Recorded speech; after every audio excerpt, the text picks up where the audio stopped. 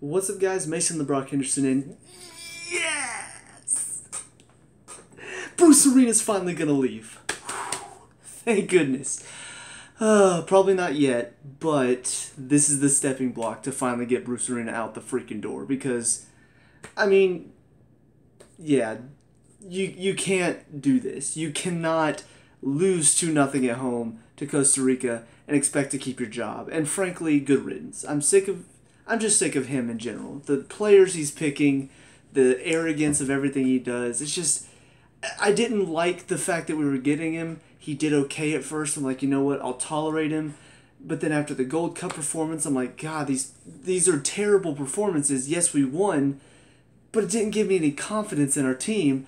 And then the roster's announced. I'm like, this isn't a good roster. You're missing too many players. You're using Zusi when you really shouldn't be. Gonzalez is in there over other players that deserve it more. Wando is in. That's already an issue. I realize the pool isn't that big, but you still got to pick better players than what you did. And what we've got isn't good enough. And so the lineup is shown, and it's a stupid lineup. You know, you've got Cameron and Ream in the middle. Cameron, not normally a bad choice. Ream, though, hasn't had a chance, really. He hasn't done anything to prove himself.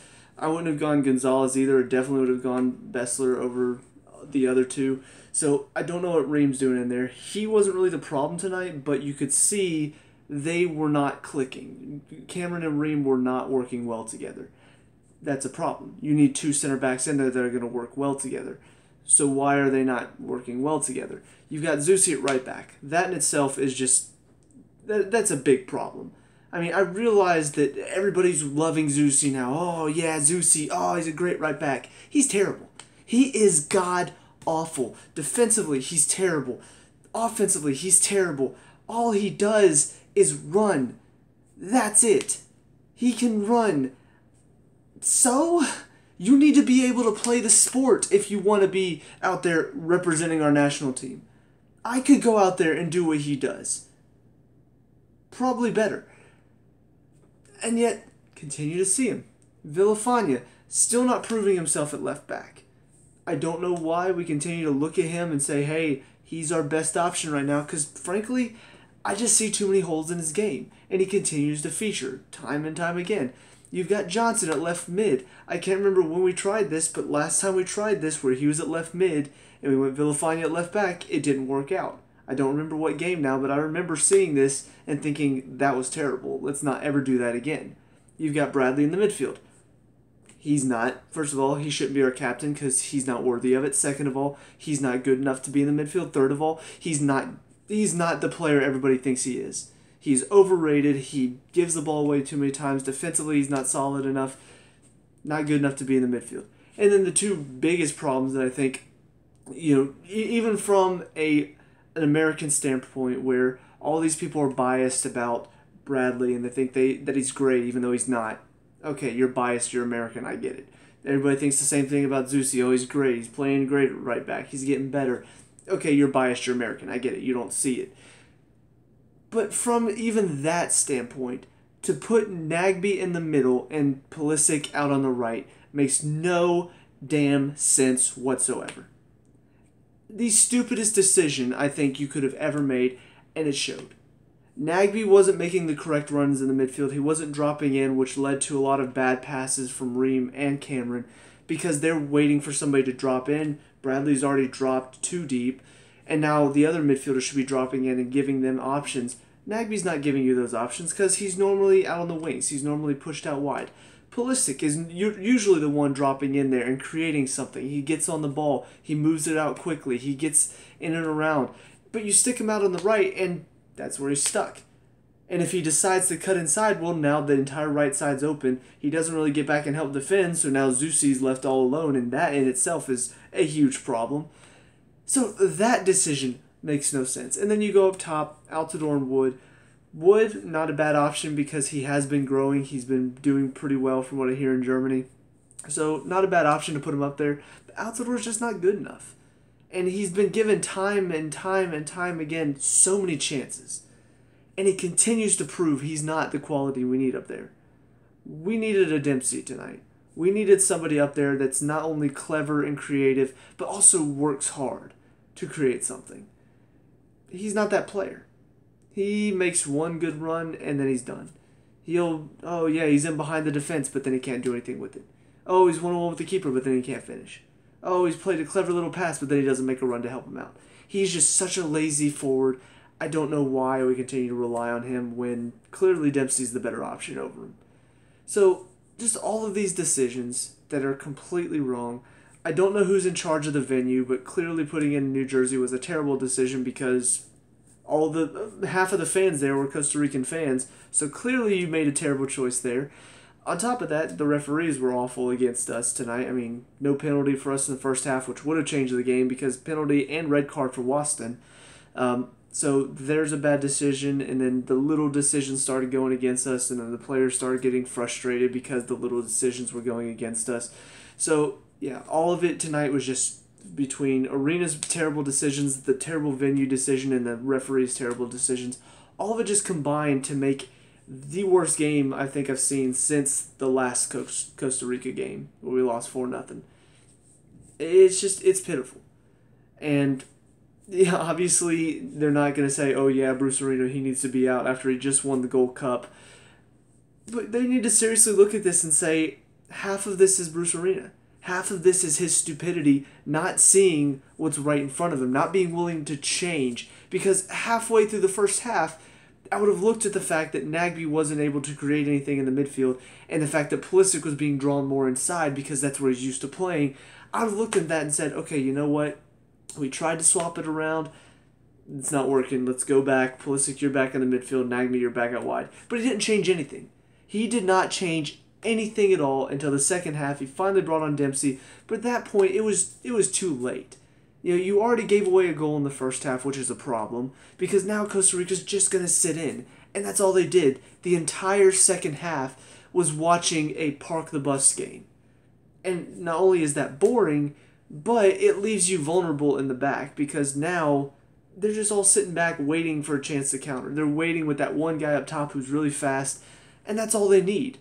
They don't have to try to come out and force something. You have to try to go in and force something. That's a problem. You should never be in that situation. So, yeah, I'm frustrated, but at the same time, I'm also kind of glad that it's being shown now that Bruce Arena isn't what we need. He's not the answer. He is a short-term solution. He got us back into the Hex. He won us a couple games, won us the Gold Cup to sort of up our status, but now he's been here too long. Now he's been here for more than, half a year, and we need to get rid of him. He needs to be gone. It's over. The grace period is over. He's starting to come in and be like, oh yeah, I'm all high and mighty. I'm the best thing at this club. And his decisions are stupid. And now we're starting to look awful as a team. So let's talk individual performances really fast. Howard tonight, probably one of his worst games. Both goals should have done more. I expect a keeper, obviously he can't save everything. But I think those were like 2 out of the 3 shots on goal that Costa Rica had. You expect him to make at least one of those. The first one especially, his angle was terrible. He really should have gotten down quicker, reacted to it, but instead he's falling near post. Second one, is difficult because you're 1-on-1, but he just kind of went and just stopped. He didn't really make another motion towards it, so I don't know. I was disappointed with him tonight. Cameron and Ream in the middle. Cameron, of the two, I thought was the worst one. Defensively, he looked okay, but God, how many times did he give the ball away? I mean, he could not pass tonight worth a crap, and it just showed. I mean, the second goal came off another misplaced pass. So I don't know how much of it was, like I said, Nagbe isn't really dropping in. He's not giving him an option. How much of it was he's just terrible at passing. But whatever the case, yeah, he had a very difficult, very terrible game tonight. Ream, on the other hand, a lot of people were blasting him for the first goal. I didn't see it. He did as much as he could. He forced the guy out wide just because he wasn't there when the pass first came in. A lot of people were just like, oh, why isn't he there? He should have been marking that guy. In my opinion, he recovered well after that, making a mistake. And then he forces the guy out wide. He has a terrible angle shot that Ream has forced him to, Howard needs to do better to make the save. So I don't know why people are blaming Ream for that goal, but honestly, I mean, of the two, he had to do more defensively, and I thought he did fairly well. You know, he handled himself well enough. So, like I said, a lot of the problem defensively were the fact that these two were not working well together. So individually, defensively, they weren't bad. It was the team effort. They looked terrible.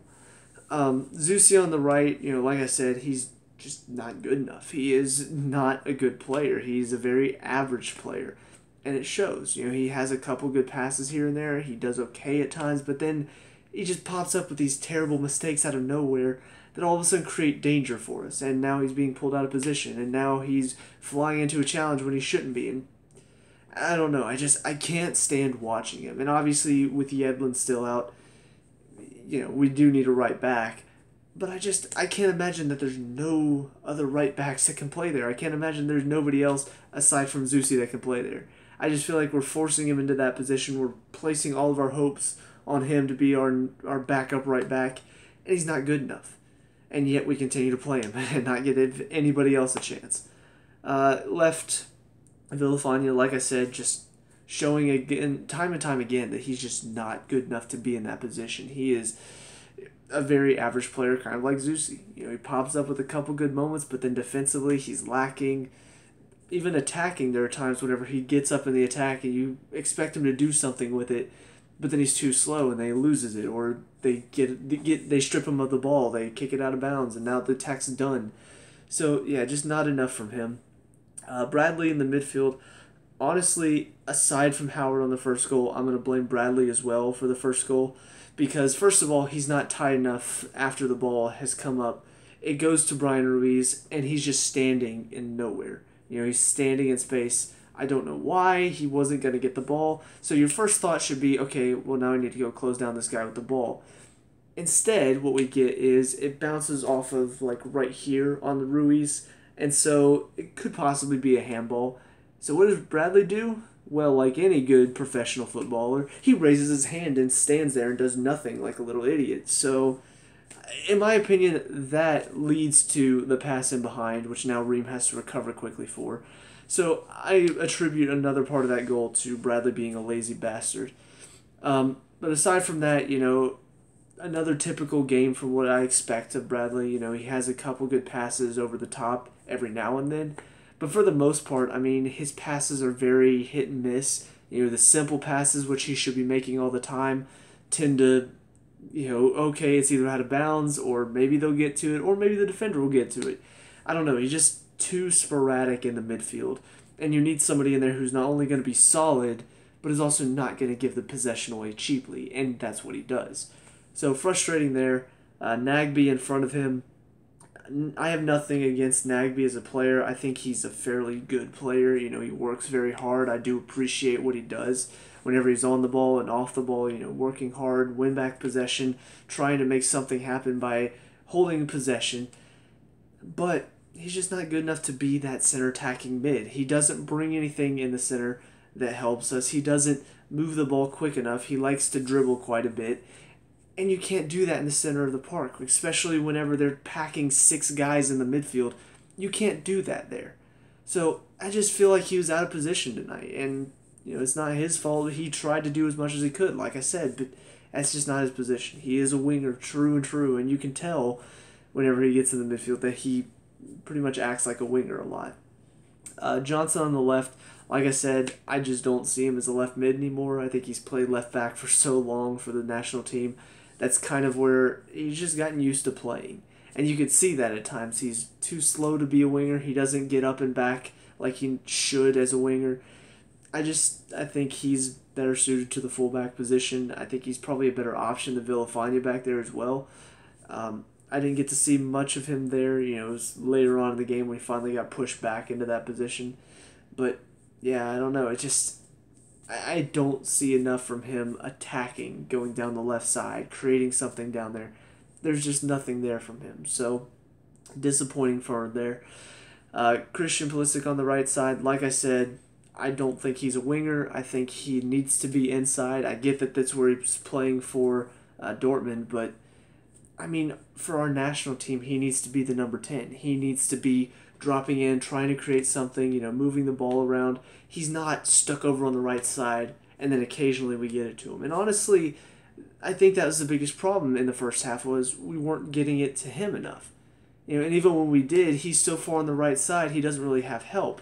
In the second half, by the time he was trying to pick up the ball and do something with it, we were already down a goal, and so now he's trying to force it. And that's where, a lot of people were looking at his performance tonight and probably making fun of him, saying, oh, look, he's still just a kid. But to be honest, he's trying to create something when Costa Rica pretty much just packed everybody in, and there's not enough movement from the forwards, and now he's trying to come in from the right and help out. It's just, whenever you try to force it like that, that's when problems arise. And you can't put yourself in that position. So I don't really blame him so much as, first of all, Arena's decision to put him out wide. And then, the performance overall, I think, didn't help him because letting in a goal in the first half means they're going to bunker in, and that doesn't help his game either. So, disappointing for him, but I'm not really disappointed in him. I think he did as much as he could in the second half to try to create something. There just wasn't enough help. And part of that is down to Altidore up top. I mean, like I said, just not enough movement. He does one run and then he's done. I just don't see enough from him. I think he's had so many chances to finally be the striker, to really help out, and he is definitely up there. He deserves to be up there. This is why. There are no reasons why. He doesn't deserve to be up there. He's proven so many times that he's not good enough. And yet he still continues to be a part of the team. So I don't get it. I don't know what Arena sees in him, but clearly there's something there that none of us can see. Only Bruce Arena, the master tactician, can see. But yeah, just overall, he had a couple of chances, a couple of good layoffs, but not enough for what should be one of our better strikers. And that was very unfortunate, in my opinion, for Bobby Wood, who, in my opinion, had probably a really good game. It's just everything he did, the turns, the flicks, the spinning off the defender, the trying to lay it off to somebody, everything he did looked clever, it looked quick, it looked like he was doing something, but the help was never there. Altidore's either on the other side of the field, or he's not quick enough to get there to the layoff, or he's running in behind the defense when he needs him to check too. It just felt like everything that Wood was trying to do, Altidore wasn't reading it, or he was making the wrong run. So I just hate it for Bobby Wood, because watching him, there's so many times where I'm just like, he looks good. He looks like he's finally gotten up to his potential, what everybody expected him to be. I'm finally seeing it. I'm seeing what he can do. It looks great. He's doing pretty well, but there's no help for him. And that's unfortunate. Going to the second half, Dempsey comes on. Didn't see enough from him, but in my opinion, that's not his fault. It shouldn't be in a situation where now we're 1-0 down and now the other team has packed it in. You can't do anything at that point. Even Clint Dempsey, who does come on and does provide a bit of energy and a little bit of creativity as well, that was there, and we did get some of our best chances after he came on the field. But it's too little too late. They packed in 6 guys into defense pretty much at this point. And now you're trying to throw on your best striker to create something. Okay, it's too late. They've already packed it in. What do you want them to do now? It's one thing when they're starting to build the wall, putting in brick by brick by brick. It's one thing if you have one of your best wall jumpers coming in when it's 2 bricks high, but then you wait and you're like, hang on, don't jump the wall yet. Let them build it up to like 6 or 7 bricks high, and now you're like, okay, now try to jump it. Now it's more difficult. And that's pretty much what Arena did, waiting and waiting and waiting and waiting and waiting. Well, now you've waited so long that not only are we a goal down, but they've pretty much just packed it in to the point where they're not even tired. They're just like sitting in and waiting for us to come to them. We needed something else in there sooner. In my opinion, he probably should have started the game over Altidore, but even then, if he doesn't, you bring him in second half for Altidore, and now we have a striker that's willing to work alongside Wood, that's willing to help him out. But he doesn't. Because it's Bruce Arena. He's a genius. He knows what he's doing. Yeah. And the final two subs, which really don't mean much of anything. Morris comes on. I don't think he's good enough either. Comes on for Zusi to provide another attacking option. Ariola comes in for Pulisic because at that point, Pulisic was getting really frustrated. You could see he was trying to do it all on his own and wasn't succeeding, and so I don't know why Ariola specifically, but that's the thing. These last two subs are both attacking subs, obviously, but it doesn't matter. You're already 2 goals down. It's 10 minutes left. It doesn't matter at this point. You're already done. That's it. You have wasted your chance to get back into this game because you're an idiot. So, yeah, that's about all I have to say about this match. Obviously, I'm very frustrated with Bruce Arena.